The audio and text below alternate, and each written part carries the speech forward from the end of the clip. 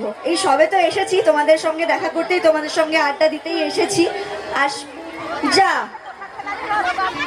পাচক দেখেছেন তো, আমার ভাল লাগে না, সারাটা রাস্তা ঝগড়া করতে করতে এসেছেন। আমি বললাম যে দেখুন তোমার, আপনাদের সঙ্গে দেখা করতে আসছি, কত মজা হবে আড্ডা হবে না। আপনারা তো জানেন উনি রেগে গেলে ওনার মাথা গরম হয়ে যায়, কেউ আর মাথা ঠান্ডা করতে পারে না, কারোর কথাও শোনেন না, রাগ ভাগ করে কি করে ডাকবো এবার?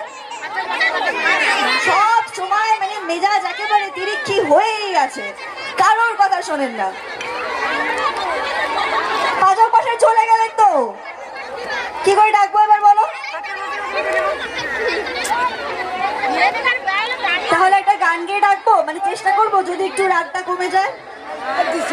হ্যাঁ কি বলছো